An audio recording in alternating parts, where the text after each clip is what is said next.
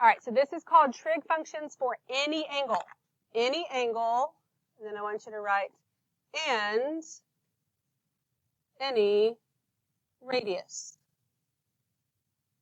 Okay. And I already forgot the page number. Because I wasn't in here when you were doing that, hopefully you got your calendars in the right place. Page 97 in your ISN is just like a title page for you to say fifth 6 weeks. Okay. This is going on page 98. So this is trig functions for any angle and any radius. Now, the reason that I don't do this earlier on is because it can get very confusing when we're talking unit circle stuff, because the unit circle is so important. We're not done with it. We're not done with those values. But why is the unit circle called the unit circle? What's the radius? 1, okay? So, just as a little side note here, if I have a circle, you don't have to draw this. It's bad anyway. And I have a triangle here.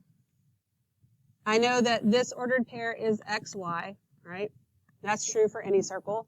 For any circle, this is the x value, this is the y value. This is the radius. We all agree with that? So the reason on a unit circle with those values that we can say the x value is cosine, the y value is sine, is because the radius is 1. So if I say here the cosine of theta, it technically is the x value over r. But on the unit circle, when the radius is 1, that's why it just becomes x. Okay? So you have to understand that that's when we're talking unit circle values. If our radius is not 1, I don't get to just pull off the x value and it be cosine, or pull off the y value and it be sine. You with me on that? And I think waiting and doing this now helps you not get that all mixed up, because I know it seems a little strange. Okay. So, and then we're also going to make a little note here that says not unit circle. Again, we're not finished with the unit circle. All those values are still important, but the radius isn't necessarily 1, so we have to take that into account. Okay. All right. So this says, let theta be an angle in standard form. So remember, standard form just means that the vertex is at the origin and that the angle starts on the positive x-axis where 0 is. So none of that has changed. We're still doing the angles the same way, all that kind of stuff. It's just not necessarily a radius of 1. So P, this is the point, which is at xy. So that means that with the triangle here, okay, yes, this is R. This is the x value. This is the y value. And we have a little right triangle. So if I know the ordered pair, and I know that the radius is not 1, I can find the radius because I know the Pythagorean theorem, and that would just be x squared plus y squared equals r squared. Okay, everybody good with that? So, yes, sine of theta is the y value in the unit circle, but since it's not the unit circle here, this is my theta, but we're using the little reference angle here. We've got opposite over hypotenuse. So instead of just y, it is y over r. Cosine, instead of just x, it is x over r. Remember, we've just ignored that because r has been 1 and been irrelevant. Tangent is still y over x, because it's still opposite over adjacent, right? What is cosecant the reciprocal of? Sine, so it's just r over y. Secant would be r over x. Cotangent would be x over y. And it's fine if you just know that cosecant is r over y, but really for most of us, we know our reciprocals through our original 3. So when I think of cosecant, the first thing I think of is sine. Sine is y over r, so cosecant is r over y. Right? It's fine to think through those steps, because once you get the hang of it, it doesn't take you too long to think through all that anyway. Okay. We good with all that? Questions? All right, so let's look at how this is going to work. So it gives me a point, 9, negative 12. It's a point on the terminal side of theta in standard form. So I'm going to draw myself a picture. This point, 9, negative 12, I don't have to be super accurate. It's there. It's fine. So if my point is there, then my triangle looks like this. This is 9. This is negative 12. Clearly not to scale. Right? And since I want to find the exact values of all of these ratios, I need to find R. So I do that using what? Pythagorean theorem. So this is going to be 9 squared plus a negative 12 squared equals R squared. All right, so little side note here. Negative 12 squared is not equal to negative 12 squared. Those are two different things. This gives me negative 144. This gives me positive 144. Do you see the difference there? Okay. Your work matters. There is something called misuse of equality.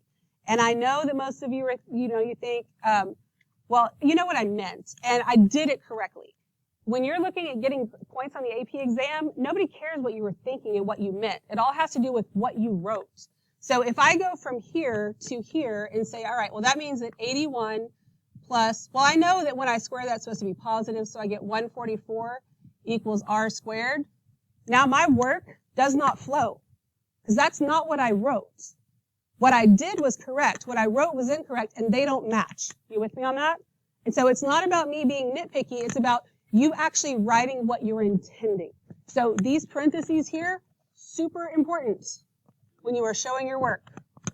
Okay? All right, so then what is 81 plus 144?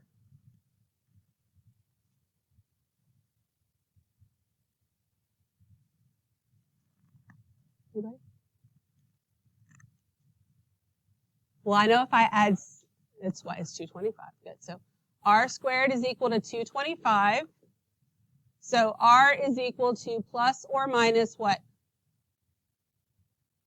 The square root of 225. 15. Okay.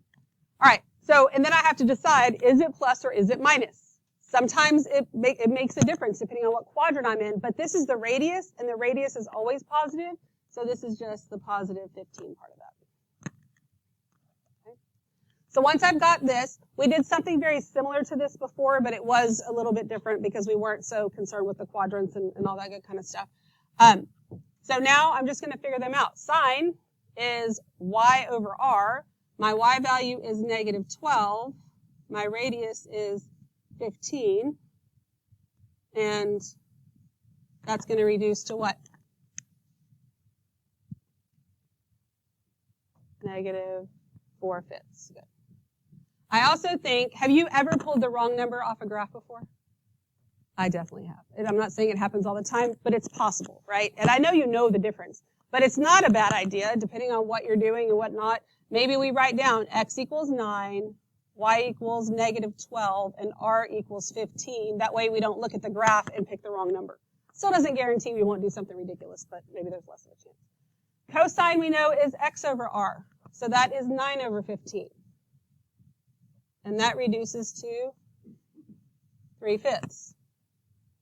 Tangent is y over x. So that's negative 12 over 9, which is going to give me negative 4/3. Now let's think about our answers so far. Our angle is in which quadrant? The fourth. Our sine is negative and our tangent is negative, but cosine is positive. Is that what's supposed to happen in the fourth quadrant? Yes, so not a bad idea to check that. So cosecant is just the reciprocal of sine, so that's negative 5/4. Secant will just be 5/3, and cotangent will be negative 3/4. Okay. What questions do you have? Anything? All right. Good deal. So on number 2, go ahead and plot that point, draw your triangle, label it, and we'll see if we agree.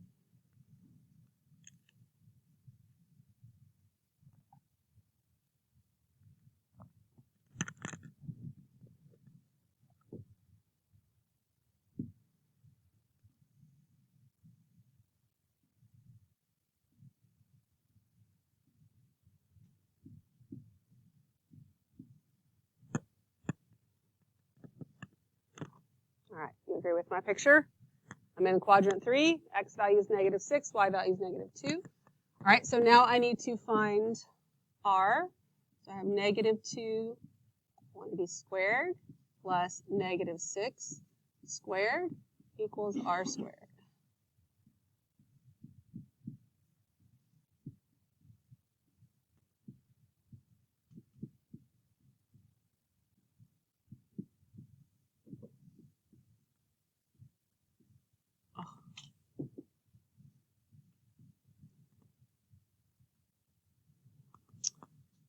And then what's the square root of 40 when we simplify it? 2 square root of 10? Mm-hmm. All right, so this is 2 square root of 10. I think over here I will write x equals, oh, and it's r. It is plus or minus, but we only want the plus because it's the r.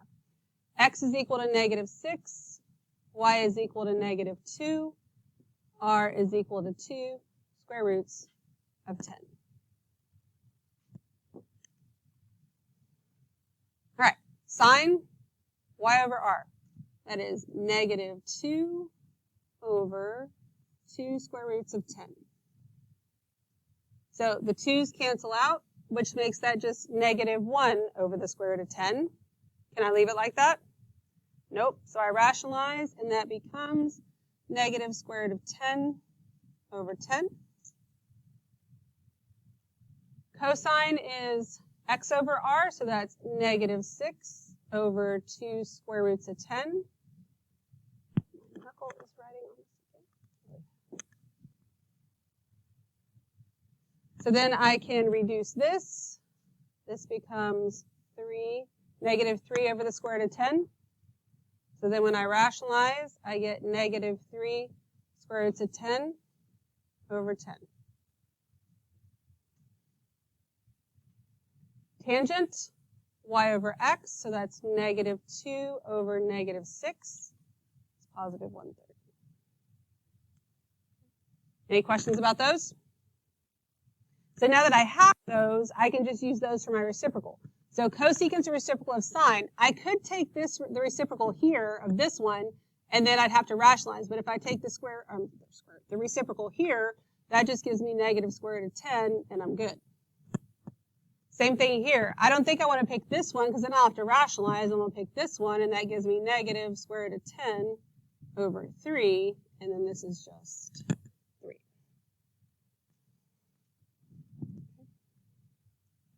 What questions do you have? Anything? We good? All right. All right, so signs of trig functions. So it says depending on the location of the terminal side, that means where the radius stops, or gives me the angle, right? The terminal side of the angle, the trigonometric functions can be positive or negative. We already know that. Been doing that a lot. We're going to use our knowledge of trigonometric function values and identify those that are positive. Positive in each quadrant. Okay, so we already know that we use all students take calculus, right? That's where it's telling us to do this right here. So that means in quadrant 1, everything's positive, right? It's all of them. What is positive in quadrant 2? Sine and what?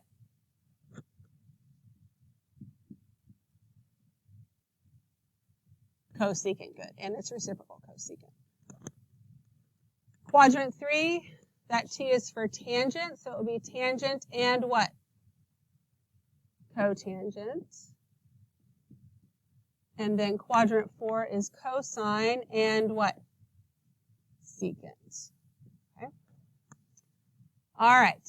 So remember, when you pair up the reciprocals, stop leaning on the board, sorry.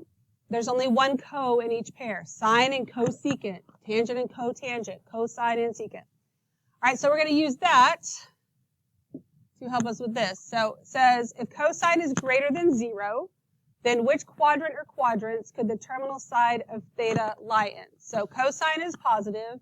Greater than 0 means positive. So it's positive in the first quadrant. And when else? Where else is cosine positive? Fourth. All students take calculus. Fourth. Okay, so that means theta could be in first or fourth. Not both at the same time, but first or fourth. So if tangent is less than 0 or negative, which quadrants could the terminal side of theta lie? Well, nothing's negative in the first quadrant, so that doesn't work. Is tangent negative in the second quadrant? Yes. Is it negative in the third quadrant? No. But it is negative in the fourth quadrant. All right, so if secant theta is less than 0, so that means it's negative. So secant is the reciprocal of what? Cosine, right? So I can just think about cosine. Like, when is cosine negative? Not in the first quadrant. That cosine would be negative in the second quadrant. And when else? The third. All right, so we're really doing this because of those like number 6, which is going to play a part in what we're doing down here. This gives me 2 pieces of information. It says sine is less than 0 and cotangent is greater than 0. So to do these, there's a really easy way to keep track of what you know. I'll make a little x and y axis here. Okay, sine being less than 0 means where is sine negative? Well, sine's positive in first and second, so it's negative in third and fourth. And I just put myself a little dot or an x or something there. Then cotangent being positive, that would be the same as tangent, so that's positive in first and third. So what I'm looking for, when did these 2 things happen at the same time? It's in the third quadrant. Okay, does that make sense? That way you can just keep track of what you're thinking about here. So that means it's just quadrant 3. What questions do you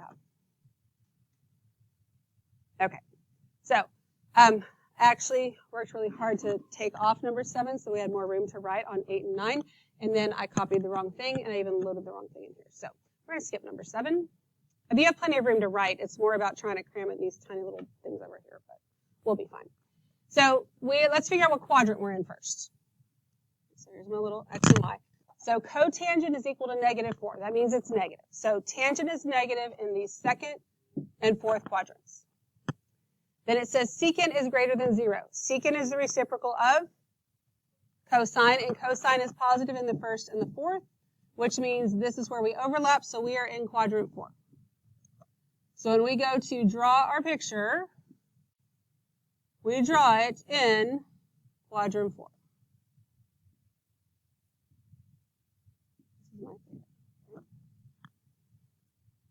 And then I'm going to think of cotangent as being -4 over 1. And tangent is y over x, so cotangent is x over y, right? That means my x value is 4, my y value is 1, but that said -4. One of those is negative, but not both of them. Which one of those would be negative, the 4 or the 1? The 1, because we're in the fourth quadrant. So just because it says -4 doesn't mean you leave the negative on there, because remember, -4 over 1 is the same thing as 4 over -1, which is the same thing as -4 over 1. Right? You just assign it to either the numerator or the denominator, but not both. And then you have to just make sure you put them in the right spots. All right, so then with that, we have to find the radius. Okay, so that means that I'm going to do 4 squared plus -1 squared equals r squared. 16 plus 1 is r squared. R squared equals the square root, it equals 17. So r is equal to plus or minus the square root of 17. But since this is the radius, it's just positive square root of 17.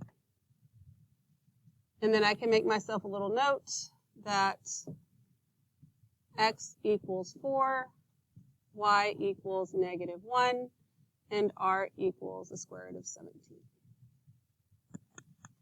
So go ahead and find your values that you're looking for.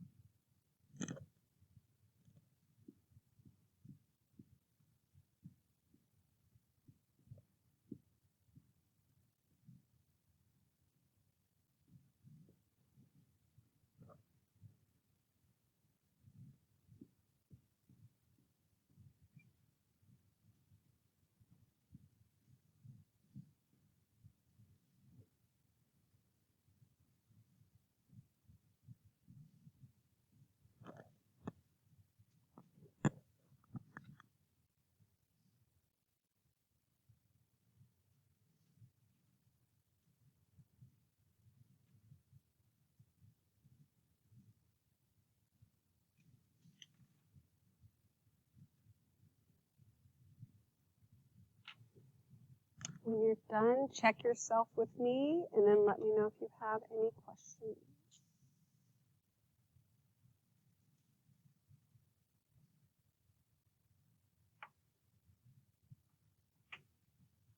Good? All right. So if you don't have any questions, then in number 9, figure out which quadrant you're in.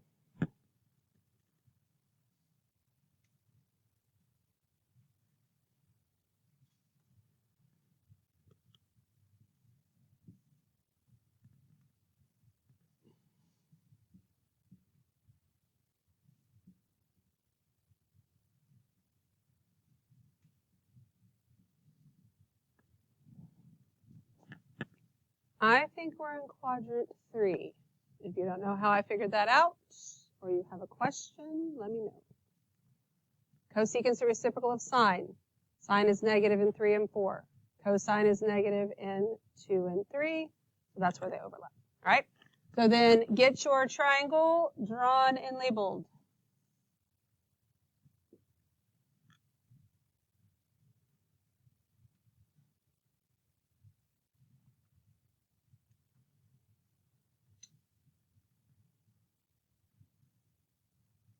Yeah, it doesn't have to be to scale, just something you can label is fine.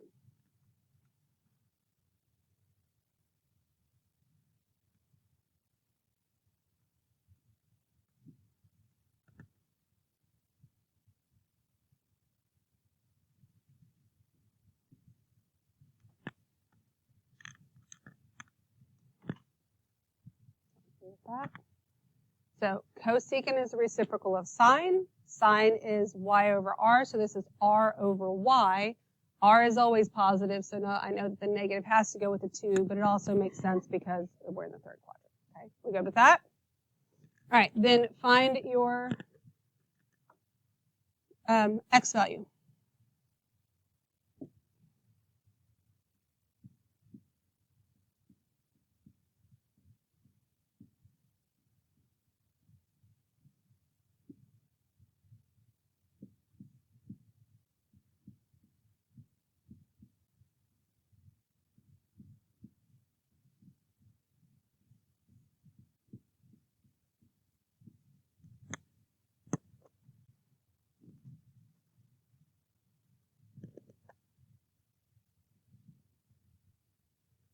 All right, so I got x is plus or minus 1, right? Is it plus or is it minus? Because it's not the radius. The radius is always positive. The x and the y values could be negative. We are in quadrant 3, so is my x value positive or negative? Negative. This is a negative 1. That's why getting it in the correct quadrant is so important, so that you can get all of the correct values. Okay. And then I can make myself a little note that says that x is equal to negative 1, y is equal to negative 2, and r is equal to the square root of 5. Okay. You get the trig values written in there while I hand this out, and then I will write them and see if you have any questions.